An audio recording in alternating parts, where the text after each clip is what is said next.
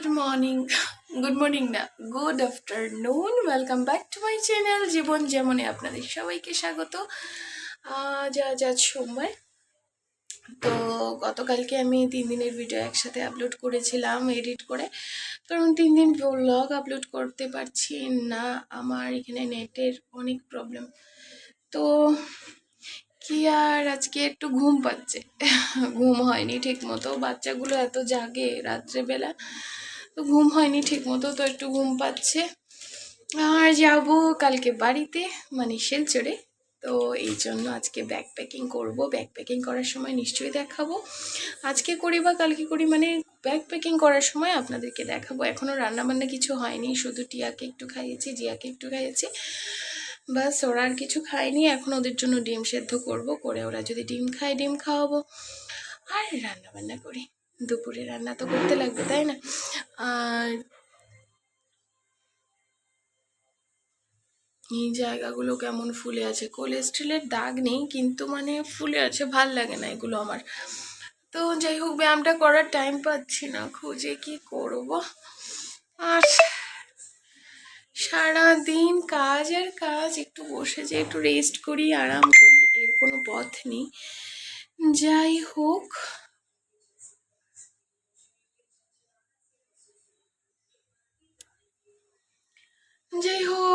আর কি বলবো।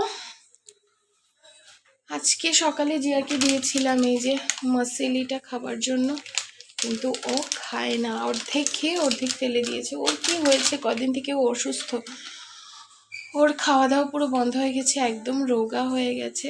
আর রোগা হওয়া ভালো, কিন্তু সুস্থ থেকে রোগা হওয়া ভালো, অসুস্থ হয়ে তো রোগা হওয়া ভালো না।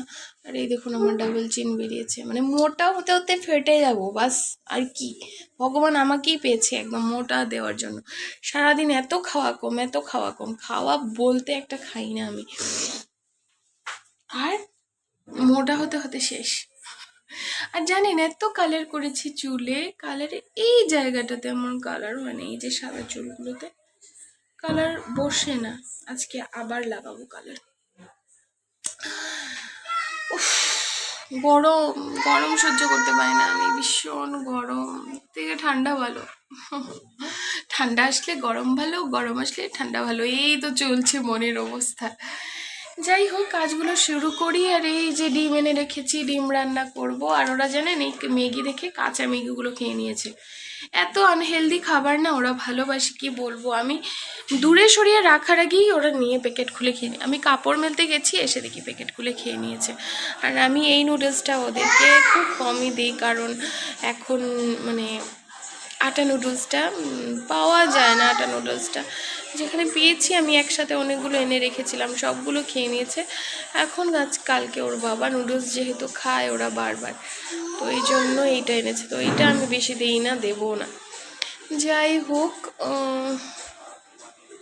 দেখতে থাকুন আমার ব্লগটা। জানি হয়তো আপনাদের বোর লাগবে আমার ব্লগটা, কিন্তু কি করব, আমি ঘরে থাকি, হাউসওয়াইফ, এর চেয়ে বেশি আমার কিছু আর দেখানো নেই। আর উল্টো পাল্টো নাচ আমি করতে পারবো না, যার কারণে আমি রিলসটা বানাতে কম পারি।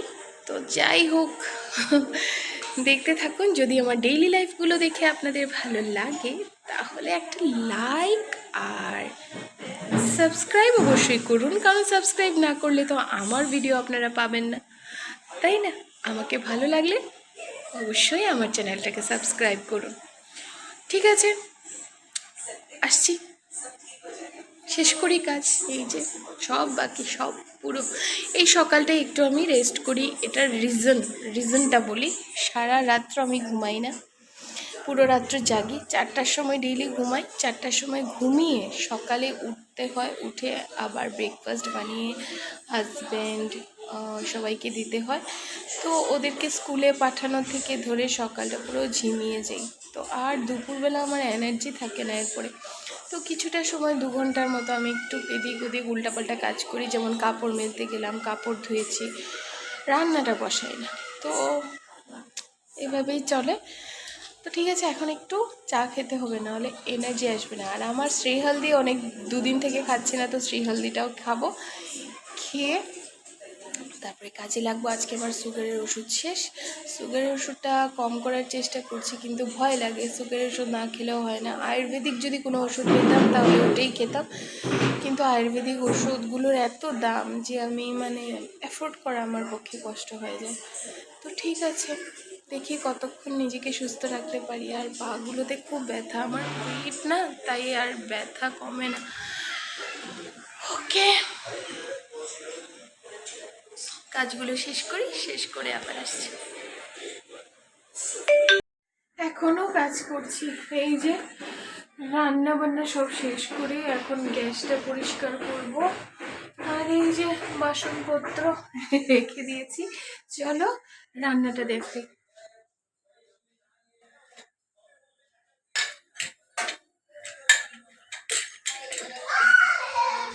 এই যে উল্টো দিক থেকে দেখি।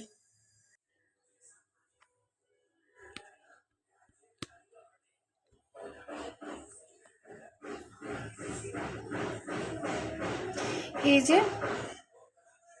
শীতল চাটনি, দুটো শীতল রয়েছিল, আজকে রান্না করে নিলাম, কারণ কালকে যেহেতু যাব বাড়িতে তো এগুলো নষ্ট হবে ঘরে থেকে। তো এটাকে আজকে রান্না করলাম, সঙ্গে করলাম ডিম, তারপরে ডালটা আর দেখাতে পারছি না, গরম তো পরে দেখাবো। এটাতে হচ্ছে ডাল। ঠিক আছে, এই হচ্ছে আমার আজকে রান্না। এখন এগুলোকে গুছিয়ে আবার আসছি। তাড়াহুড়ো করছি, তবুও তাড়াহুড়ো করতে পারছি না।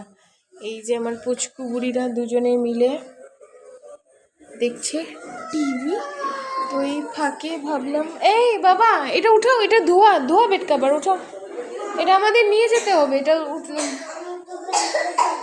এখন না, পরে আমি যখন বলবো পরে বলবো, তুমি এখন ঘরে থাকতে লাগবে। যাও, রাখো রাখো সুন্দর করে, ইয়েতে রাখো, ঝুড়িতে রেখে দাও। তো তো দুজনে মিলে খেলছে, ওদেরকে এরকম বসিয়ে রেখে কাজ করতে হয়, নয়তো অনেক অসুবিধে হয়। তো ঠিক আছে, শেষ করে আসি। গুছিয়ে একদম টিপটুপ করে রাখলাম। আর এই যে নিয়ে নিয়েছি এখন ঘর মুছবো, আর সঙ্গে এই যে ফ্যানাইল, ঘর মুছবো আর ঘর মুছে যাবো স্নানে। আর এই যে এটা ধরে না, ছাড়ো মা গো, আরে ছাড়ো, লাঠি নিয়ে টানাটানি করছে, সঙ্গে ফোনের চার্জার নিয়ে। তো ঠিক আছে, আমি ঘর মুছে আসছি আবার। আর আজকে যেহেতু শীতল রান্না করেছি, পুরো ঘরটাতে শুটকি মাছের মানে শুকনো মাছের গন্ধ। ছাড়ো হাতে ব্যথা লাগবে, ছাড়ো যা। তো জানেন কদিন থেকে পায়ে এত ব্যথা, আমি পায়ে ব্যথার চোটে আমার কি বলবো, আমার অবস্থা খুব সিরিয়াস কন্ডিশন। এই যে নোংরা ধরে না,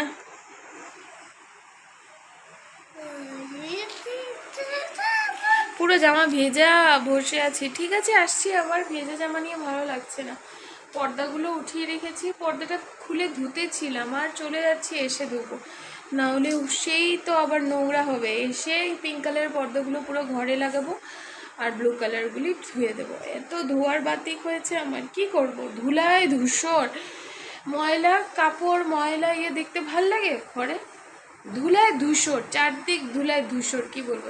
সামনে ওই ফ্লাইওভার হচ্ছে, সেই ফ্লাইওভারের কাজ, আর বাতাস দেয় হুকু করে, সব ধুলো বালি সব এদিকে।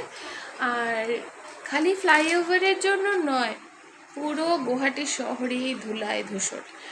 আর সবচেয়ে বড় কথা, এখন পর্যন্ত বৃষ্টি হয়নি যেহেতু ধুলোটা কাটছে না। আর চারদিকে আমাদের এরিয়াতে মানে ভাস্করনগরের এরিয়াতে পুরো দিকেই মানে কনস্ট্রাকশন। আর যেই না বাতাস দেয় সারাদিনই, পাহাড়ের সাইডে যেহেতু সারাদিনই একটু করে বাতাস দিতে থাকে। আর গা ভিজা বাবা, গা থেকে মানুষজনই যদি উপরে না থাকে খেলার, তাহলে কোথায় খেলতে পাঠাবো? একা খেলতে পাঠাবো একা, তারপরে যখন ভূতে ধরে নিয়ে যাবে। যাও সরো গায়ে জল, তারপরে সেই বাতাস হু করে বাতাস দেয়, আর বাতাসের জন্য পুরো ঘর দুয়ারে খালি ধুলা আর ধুলা। এগুলো তো ও ঘাটায় না, ও তো সারাদিন ঘরের বাইরে থাকে। আর আমার একদম হাল বেহাল হয়ে যাচ্ছে। বাচ্চাগুলোকে যখন পা নোংরা হাত নোংরা দেখি তখন তো মনে হয় না যে আবার মানে মনে হয় যে এটা আরেকটু পরিষ্কার করে নিই, আরেকটু পরিষ্কার করে নিই। এটা কে বুঝবে? ঠিক আছে, আসছি আবার কাজগুলো সারি, সেরে আপনাদের সঙ্গে কথা বলছি। কাপড় গুছাচ্ছি, ব্যাগ গুছাচ্ছিলাম। ওই যে কালো ব্যাগটা, এটা না, এই যে কালো ব্যাগটা, ব্যাগ গুছাচ্ছিলাম। ও দোকান খুলেছে, ও বলছে মা তুমি দোকান খুলে নিয়েছো।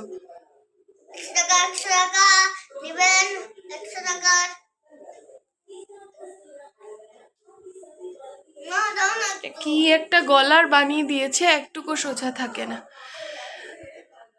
আর এই গুছাতে গুছাতে অনেকটা লেট, এখন জাস্ট বেশি সময় হয়নি, শুরু করেছি তো এখন দেরি হয়ে যাচ্ছে। তো টিয়াকে খাওয়াবো, জিয়াকে খাওয়াবো, তারপরে বাকিগুলো গুছাবো। আর আমার খাবার লেট আছে। জিয়া এরকম করবে না, ভাত খেয়ে না হয় গোছাবো। ওদেরকে বিছানা করে দিতে হবে, এই জন্য এক জায়গায় করে রাখলাম, একটু একটু করে টেবিলে খাওয়া শেষ হয়ে গেলে টেবিলে নিয়ে রাখবো। তো ঠিক আছে, আমি খাই, খেয়ে আসছি, ওদেরকেও খাওয়াই, তারপরে আসছি আবার। এদিকে চলছে টিভি, যাই রান্না করে গিয়ে। জিয়াটা না কদিন থেকে খুব মানে ডিস্টার্ব করছে, এত ডিস্টার্ব করলে আমি শেষ, আমার অবস্থা কাহিল। আমি ওর সঙ্গে কথা বলতে বলতে আমি সত্যি আমি ব্যতিব্যস্ত হয়ে পড়ি, আমার ভাল লাগে না আর। এত চঞ্চল, এত চঞ্চল। আর যেটা বায়না ধরেছে মানে ওইটা আপনি না বললে ভালো না, বা এই না সে না, শেখাতে তো পারবোই না কোনো মতেই, কোনো কথা শোনে না। এটাই হচ্ছে সবচেয়ে বড় কথা। কেন জানি না, আমরা যদি ঘরে এরকম হতাম তাহলে একটা কথা। একটা সময় ছিল হয়তো জিয়া এই কারণেই, একটা সময় ছিল আমাদের ঘরের পরিস্থিতিটা ভালো ছিল না, কিন্তু এখন আমরা হাজব্যান্ড ওয়াইফ ভালোই আছি। কিন্তু আসলে বলে না, ও আগে এগুলো ফিল করে নিয়েছে, দেখে নিয়েছে, অস্থিরতা ওর অভ্যেসে হয়ে গেছে। ভালো লাগছে না সত্যি, রিয়েলি টায়ার্ড হয়ে যাচ্ছি। নিয়ে যাওয়া আসা করা মার বাড়িতে, বাবা খুব পরিশ্রমের ব্যাপার। এগুলো বাবারা কি করে বুঝবে, বাবারা থোড়ি না পরিশ্রম করে এগুলোতে। ঠিক আছে, আসছি আবার। মর্নিং, আবার সকাল থেকে স্টার্ট করলাম। 1 মিনিট। হে রাম, আমার পুরো মোবাইলের উপরে পড়েছে একটা স্ক্র্যাচ। সকাল থেকে আবার স্টার্ট করলাম। আজকে একটু মেঘলা মেঘলা ভাব, আর আজকে যাব বাড়িতে, তো সব প্যাকিং চলছে। আর এদিকে ঘর পুরো উলট পালট হয়ে আছে, ঘরটাকে এখন গুছাবো। গুছিয়ে কালকে রাত্রে ভিডিওটা শেষ করতে পারলাম না, কারণ ভিডিও শেষ করব কি জানেনই তো, আমার দুটো বাচ্চা, এই দুটো বাচ্চাকে নিয়ে মানে আমি সময় করে উঠতে পারি না। তো ওই কালকে আর শেষ করতে পারিনি ব্লগটা। তো ঠিক আছে, আজকে দুপুরের মধ্যে শর্টকাটে শেষ করব। তো চলছে আমার প্যাকিং। এই যে সব ট্রলি এটা প্যাক হয়ে গেছে,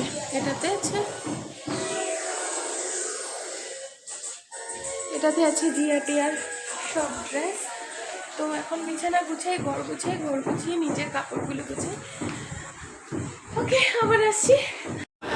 রেডি হয়ে চলে জিয়া, দেখি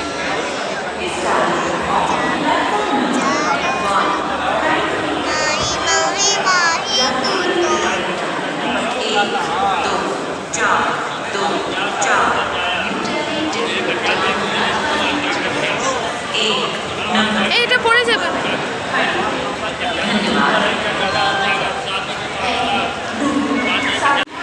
আমরা রেডি হয়ে স্টেশনে চলে এসেছি। তো